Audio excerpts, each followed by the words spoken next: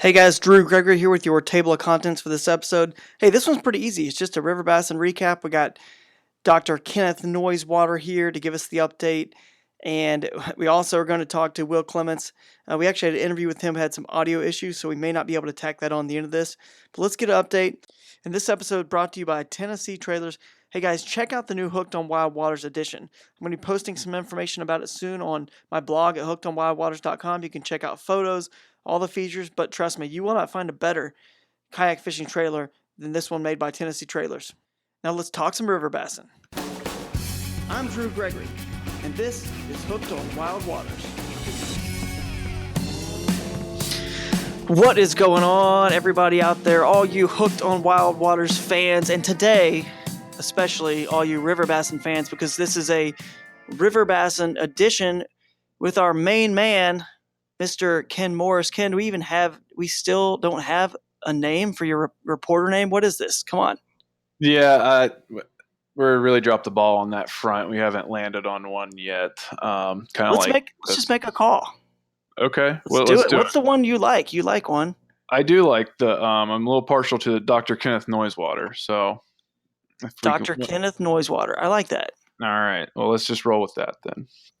Dr. Kenneth Noisewater, we're going to get this thing started. But before we do, little housekeeping, as always. We got to thank Jackson Kayak, headline sponsor of the Tournament Trail, the show. And, hey, make good products. Held up great on the rivers. That's what we're known for. I mean, the Coosa HD, people use cruises, Kilroys, all these boats. Leader in whitewater kayaking. They know how to build tough kayaks that definitely stand up to the river. So check them out at jacksonkayak.com. Also, this episode is brought to you by 13 Fishing. 13 Fishing makes incredible rods and reels. And hey, that new Concept Z, I got one of those the other day. I'm so excited. It's such a good reel. It's so smooth. And they're just blowing people away by what they're doing in the industry. So check them out, guys, over at 13fishing.com. And let's see, next, the Hooked on Wild Waters show. Hopefully you guys are out there, subscribed to the show. You're listening, or not, while you're listening to the podcast, you're watching the show.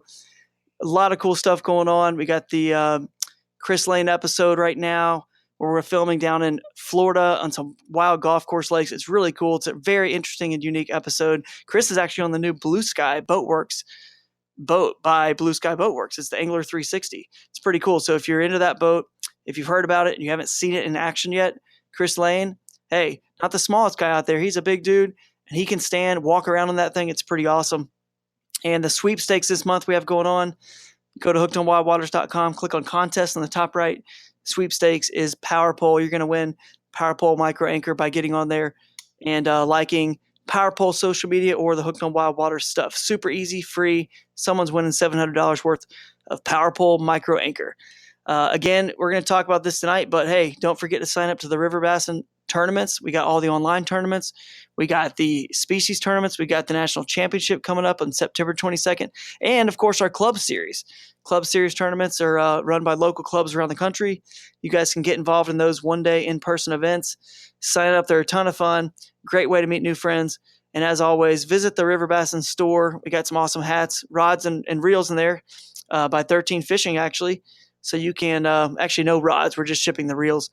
And Tennessee Trailers, got to mention those. If you need a deal on one of the brand new Hooked on Wild Waters by Drew Gregory editions, we are taking orders for those right now. I'm actually going to post an article if it's not up by the time you're listening to this podcast about it.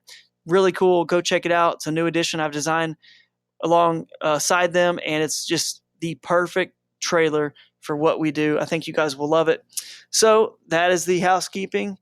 What do you think, Ken? What's going on with River Bassin? What's the latest? What's the report? And I should just play this drop before I forget. What's up? Give me some info, dude. All right. Yeah. Well, the River Bassin scene is starting to heat up a little bit. Obviously, the South got a head start as long as Texas, but the North is starting to warm up finally. It's starting to thaw out, and the waters are starting to warm up a little bit, and people are catching some really big fish, and they're starting to get out.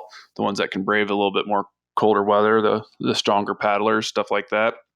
Don't let that discourage you, though. Definitely get out there, sign up for the tournaments, and get started. I haven't even gotten started yet, and I'm itching. I'm ready just to drive somewhere and go. But and leading into that, the Midwest itself actually has some action now. With taking off, a familiar name, Travis von Neumann is in first place in the Midwest with 54 inches.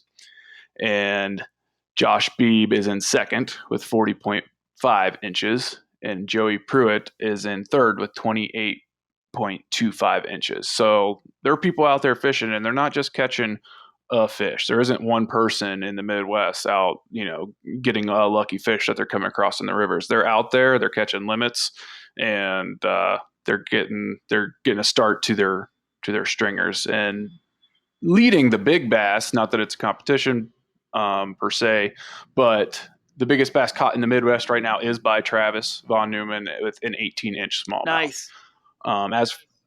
So that's a good start. That's definitely a good start for the Midwest. That's great. I don't suspect that'll be on his stringer at the end of the year, but it definitely nothing to I'm going to actually have him on the podcast. Probably one of the next ones you guys will see come out, and I interview him, and he's going to talk about that trip that he took over there to the Midwest, because he's living in Memphis now. So he went over there. It's actually interesting because he's kind of on the border of the two regions, and he can actually fish multiple, which is legal, by the way. You can sign up and fish multiple regions. So it's actually kind of an advantage to be maybe on the border of a region, or you could look at it as a disadvantage because you're further away from some of the water in whichever region you're fishing. But hey, he's taking advantage of it. He went over there and he's fishing waters inbounds for the national championship and catching good ones. So it's pretty exciting. You guys will like that interview. Yeah, I'm excited to listen to that one myself. And I always have fun talking to Travis. He's a good dude, and he's a really, really smart river rat. As for the teams in the Midwest, there are two teams that have posted up so far. Team Breakline is leading currently, and Bass Busters in second. Moving on from the Midwest, another region that is a little stricken by the winter and the weather, the Mid-Atlantic Northeast, but they've actually got a little bit of a stronger start than the Midwest has. And I think a lot of it has to do with that little river called the Susquehanna. But Tony Herdia is in first place with 59 inches. Steven Sisto is right behind him with 58.5 inches. And Jose is sitting in third with 40.25 inches. And with the big bass so far is Tony with a 20.5-inch smallmouth already, which just is amazing. That's a beast right there. That is a huge fish. I had one that size at the, almost. It was like 20 and a quarter at the KBF National Championship. It just blows me away how strong they are, how big they are, and how they fight. Because I thought that fish, when I was fighting it, was like, this is like a 23-inch smallmouth. And then you get in, you're like, dang, this thing is just, this is what fought this hard. This is what caused me all this. I smashed into the bank. It was a crazy, crazy fight. Just stuff was everywhere. Gnarly. Anyway, great fish. Congrats. Yeah, I love fighting the smallmouth. It's one of my favorite species to target, and they definitely put up a fight, and they're strong for sure. One of the favorite things to do in the Midwest and the Northeast Mid-Atlantic area. As for teams, first place is Susky Savages. Second place is Netfish and Chill.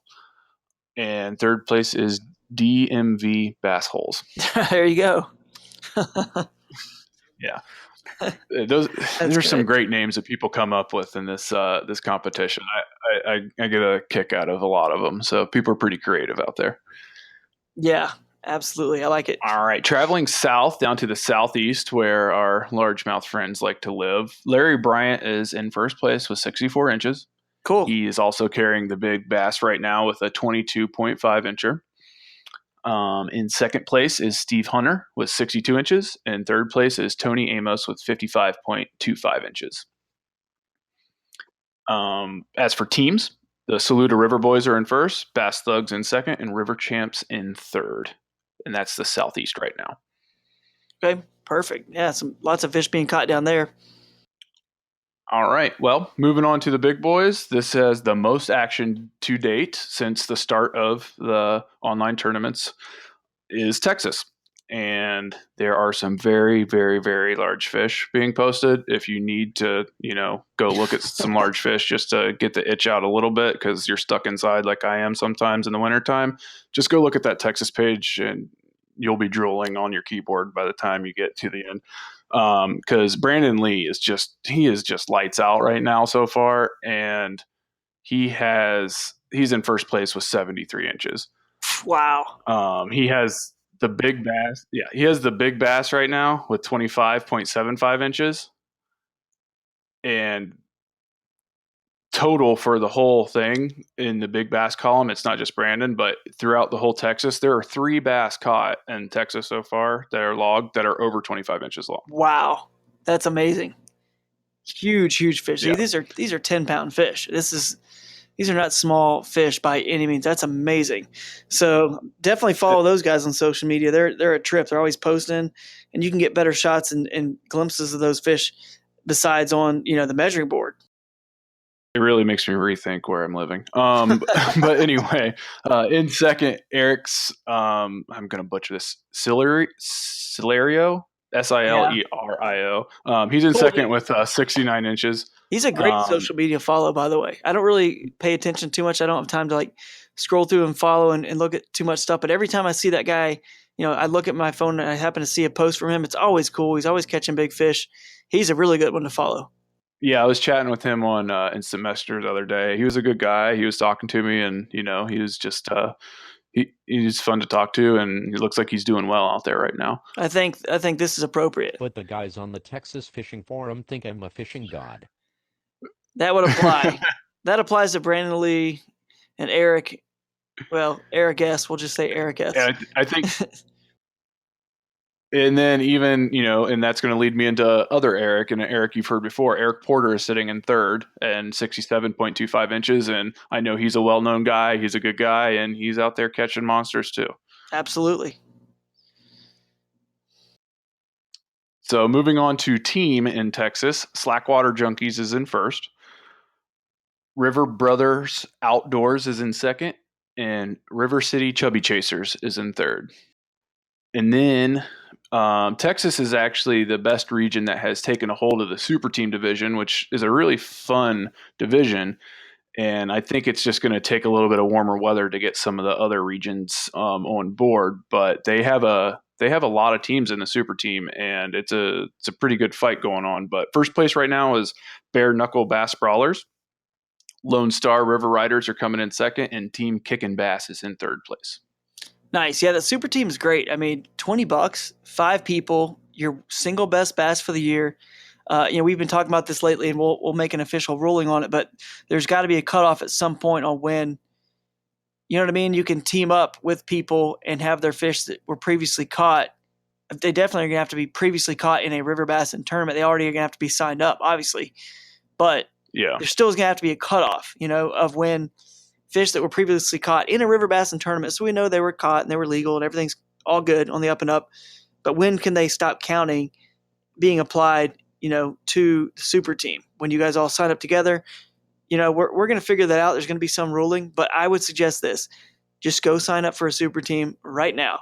Get yourself, you and your 4 best buddies or whoever that you think you'd have fun with, and make a super team. Come up with a cool name and start fishing before all these big fish are caught, because there will be a deadline, because we just have to make it fair. Obviously, we can't keep it open until the day before the thing ends, and then people say, hey, let's team up, you and you. You've got a 25, I got a 23, so it's got to be done.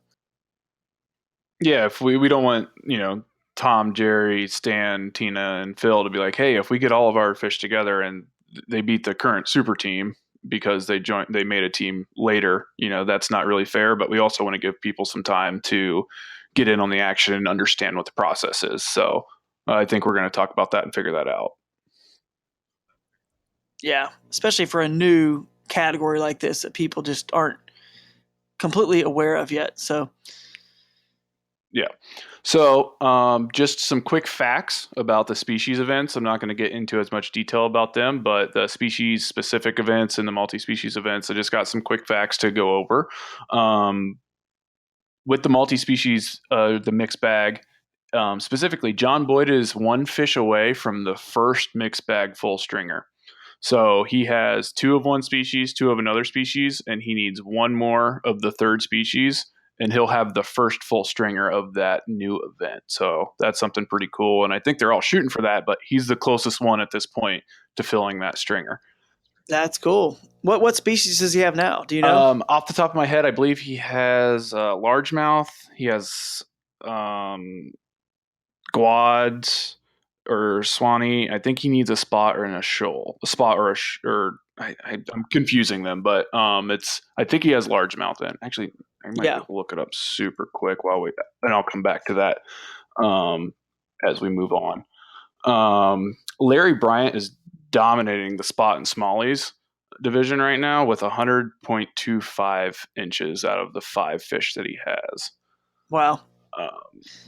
Larry's crushing it. So that's definitely. Go ahead. So yeah, Larry is crushing it. He is so dedicated to this tournament and winning. I love to see that passion. We're talking a lot about some of these younger guys, Travis and Will Clements, and the guys out in Texas. I mean, Larry is like going strong, man. Him and let's say like Tim Perkins, some other guys. They're not the youngest river bassers anymore, but they can catch some bass, and I'm so impressed with Larry Bryant and what he's able to do, so far this year. Yeah, absolutely. I think that they have the knowledge. They've seen the rivers change, and they learned how to fish with the rivers changing. So when the rivers changes, they're not too worried. They've already seen a similar aspect, and they can adapt to that. I think that's just experience with anything else. Another similar name, moving on to the Guad and Swanee bass, Eric Porter. He's got 73 inches. I think his are all Guads though. But he's hanging in there with that. And then the Smallmouth Division, Tony has 96.75 inches of smallmouth already. Wow. And I, for one, am jealous of that. Yeah, he's crushing it. I know there's some other guys up there that are going to catch him. Jeffrey Rabbit's always doing really good in that one. I think if Jedediah or Jeff Little get in that, I'm not sure if they're registered or not, but they're going to smash some smallies too. That's going to be a real, real good one. As a matter of fact, trying to think, the name has escaped me at the moment. Oh man, I can't remember his name. He's always catching big smallmouth as well. It'll come to me in a minute. And then whoever he is listening is probably. I think you covered a couple that I'm thinking of. Jeff Rabbit, Jeff Little. Mm-hmm. There's always some PA guys that are bringing in big ones, whether it's on the Susquehanna or the Kiski or up on Erie. And then actually I did pull this up. John Boyd has 2 largemouth bass and 2 shoal, Guad, or Swanee bass. So he needs a spot or smallmouth to fill his right. I got you. Cool. It's very cool. Yeah, he's gonna have to. I can't off the top of my head. I can't remember where John lives. I almost feel like he's in the. I feel like he's in the southeast, or is he in Texas? I can't remember. I think he's in the southeast. According to his profile on Kayak Fishing Series, it's Montgomery, Alabama. Yeah, I thought he was southeast. Yeah, but yeah, he'll easily be able to get that third species and be the first one to fill it up and take the lead in that very cool, like you said, very cool competition. Because you have to catch 3 black bass species to do any good, because you have to have a full stringer and you can only have 2 max. So that's pretty cool. Congrats to him, and we'll see if he can do it here soon. Absolutely. And that wraps up our report for now. We got a featured angler that we're going to talk about soon. And other than that, get out there, get fishing, and catch some fish so we can talk about you. Hey guys, one last thing I want to mention here. Very, very important. The River Bassin Club Series events are coming up soon. April 7th, Moncks Corner, South Carolina, held by Chucktown Kayak Bassin.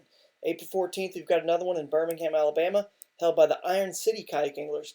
And then April 21st, we've got 2, Waterloo, New York, held by Fuzzy Guppies and our man, tournament director Justin Hausner up there. And then also the 3 Rivers Throwdown, held in Thomaston, Georgia by the Yak Addicts. The final one in April right now on the schedule is Cartersville, Georgia, held by Peach State kayak anglers. We'll mention all the rest later, but for now, those are the ones we have in April. I think a few more may still be added, but hey, for now, that's it. And we did end up having some audio issues with Will's interview, so we'll try that again sometime. It was short and sweet anyway, but for now, let's just put this out. Hey, it's about a 20-minute episode anyway. Most of you guys probably have more than 20 minutes to drive to and from your rivers this weekend. So go check out the Craig Dye interview. We just posted that yesterday, so go check that one out. It's an hour-long podcast.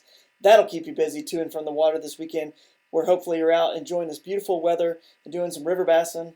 I know I'm going to give it a shot. It's my birthday on Saturday, so definitely got to get out there and do something. All right, guys. Have a good weekend. We'll catch you next time. Kayaking is awesome. I'm hooked on that. Drew Gregory's Hooked on Wild Waters has been brought to you by River Bassin Tournament Trail. No egos, just fun. Jackson Kayak. We make fun. GoPro. Be a hero. Bending Branches. Pretty, smart paddles. Orion Coolers. Never lose your cool. 13 Fishing. Make your own luck. Z-Man Lures. The science and art of fishing.